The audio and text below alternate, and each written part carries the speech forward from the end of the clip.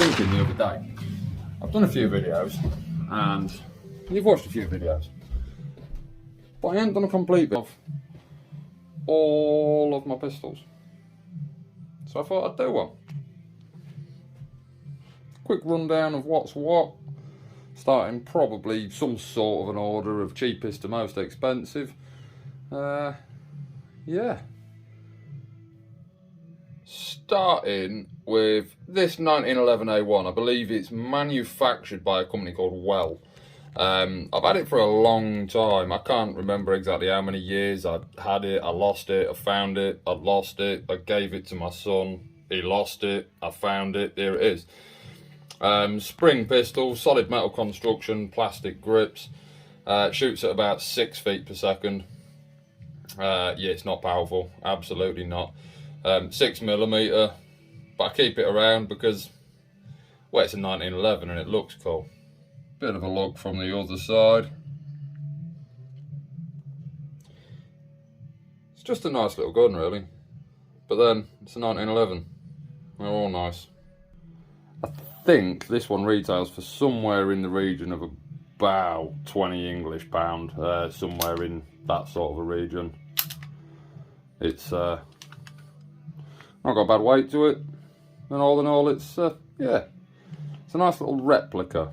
I ain't gonna do much with it, but it looks good. That's the main thing.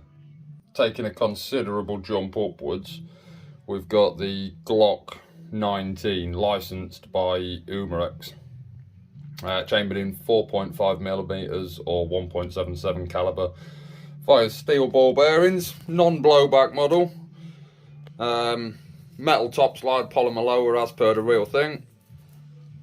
Yeah, it's a good little gun. Magazine's a bit disappointing, and the non-blowback, but this one retails at about 120, 110, somewhere around there, depending on where you get it from in the UK. All in all, real nice little gun.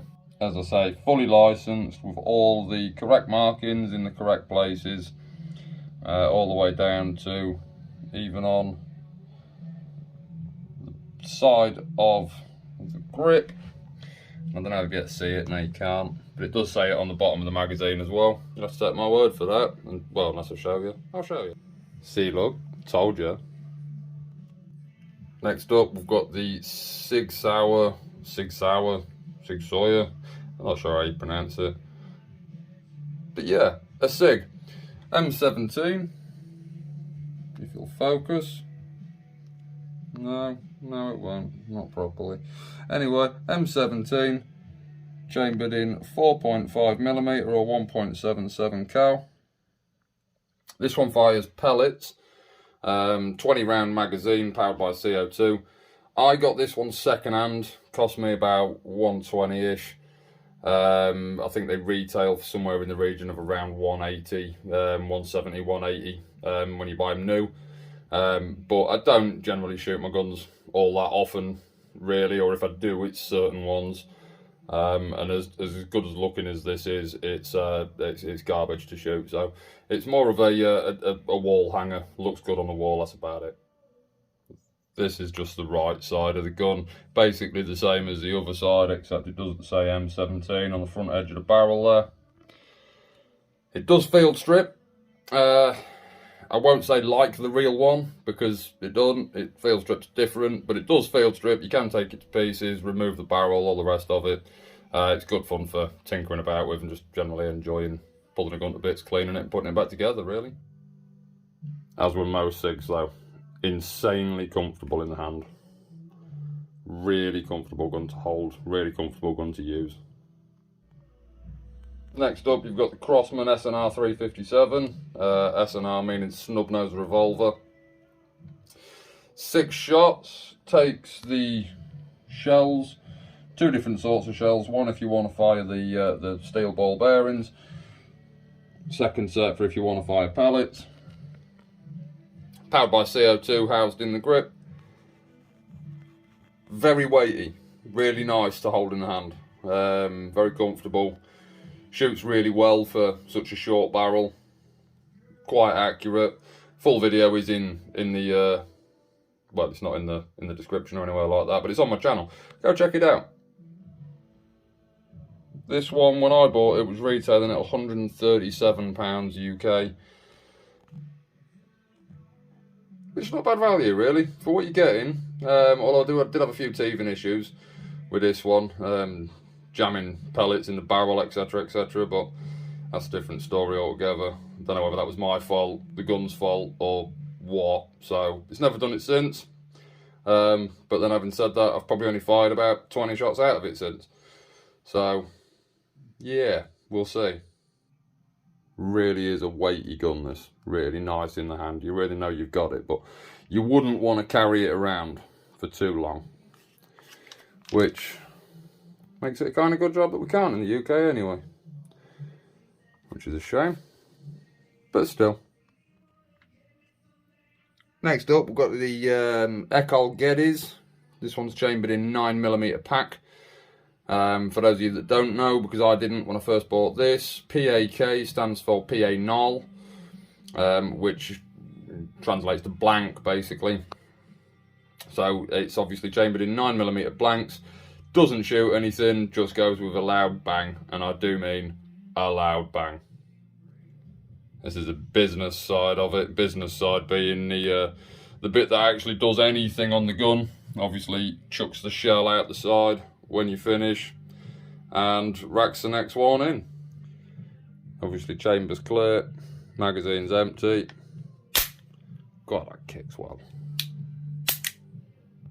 Beautifully crisp trigger too on this one.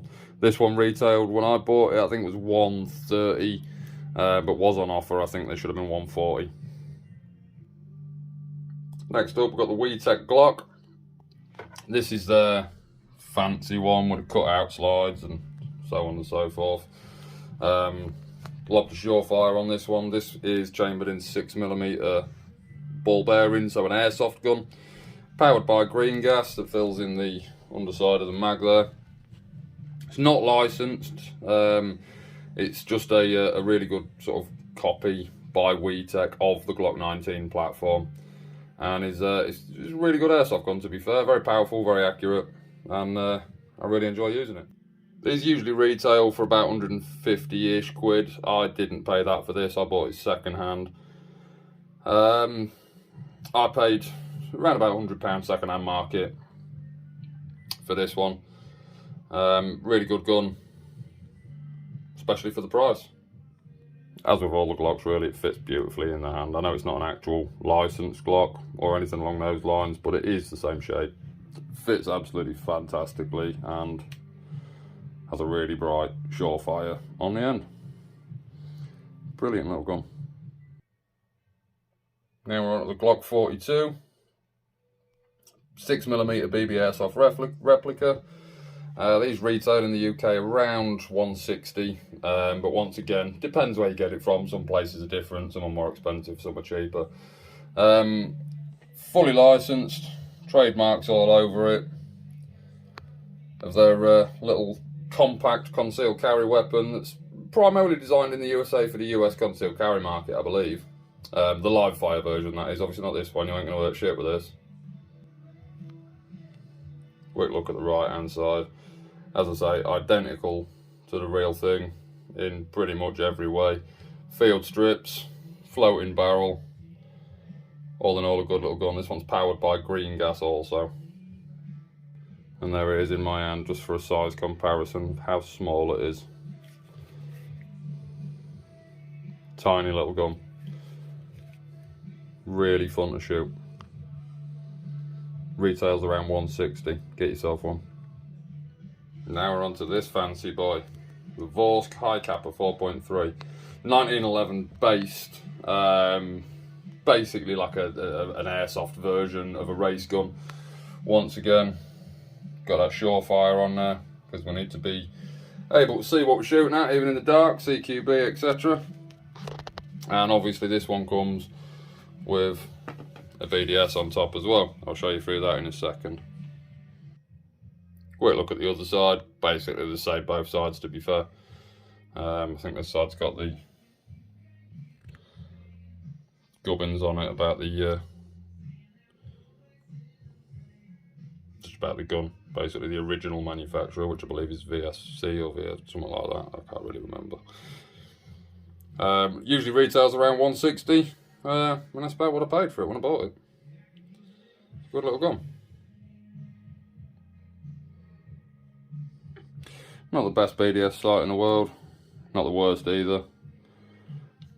Fairly big and bulky to hold, and once again, with a Surefire.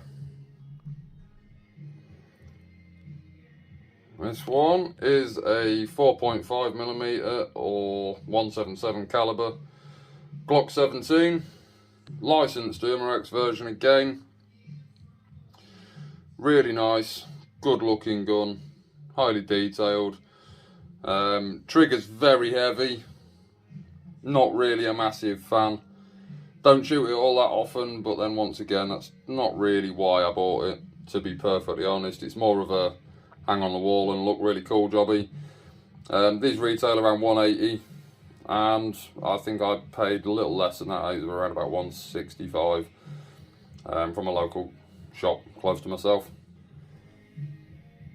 It is a blowback version, but the top slide, as you can see, does not hit the slide lock anywhere close to it. Doesn't lock back under the last round. But in terms of shooting, aside from a slightly heavy trigger, it's really nice. Very accurate, rifled barrel, shoots lovely, as you'd expect from a quality brand like Umarex. Last but not least, we've got my Walther PPQ.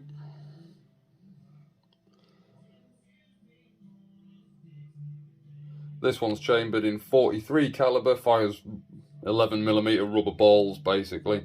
It's like a riot control gun. It's called the T4E series. Really nice gun. Is blowback, CO2 operated.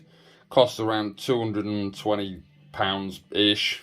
I think I paid that for it. I can't really remember. I've had this one for quite some time now. Top slide does lock back after the last round as well on this one, which is lovely. Polymer lower, metal upper. As I say, part of the train for engagement line. So I think they, in America, I do think they use these as less lethal home defense guns. I just like it because it blows through a watermelon quite happily. Really powerful little gun. Have been shot with it. Don't want to be shot with it again. Out of all of them, this is probably the most comfortable to hold in the hand. You can tell I've had it for quite some while. There's a lot of wear on it. This one usually is what I practice with, do drills with, etc. I do have a holster for that, which I'll grab now. It's a Phobos retention holster with a hip paddle, hooks inside your jeans. Really secure holster. Had a lot of use, still going strong. Can't fault it really. It was quite cheap as well, I think like 26 quid delivered from Israel. So yeah, no complaints on that one. And there you have it. That's all of my pistols, barring one I think. There is one missing. It's in bits at the minute because I broke it. So, meh. But that's pretty much all of them. Just a quick recap. SIG M17, Colt 1911 Model A M1, 1911 A1, Echo Geddes 9mm, Crossman SNR 357 in 177, Vorsk High Kappa 4.3 in 6mm, Weedtech 6mm Glock 19, Umarex Glock 42, Umarex Glock 19, Walther PPQ M2, and a Glock 17 177. So there you go, have it. That's all of my guns. Well, all the little ones anyway, not the big ones. Got some more behind me up there, some rifles, shotguns, AKs, ARs, M4s, blah blah blah. I'll do a video on them in the future. Let me know in the comments below which one your favourite pistol is that I've got down there, and like and subscribe if you haven't already. Thank you for watching, dudes. See you in the next one. Like I say, if you aren't already, go subscribe, or I'll send this bad man round to square you up.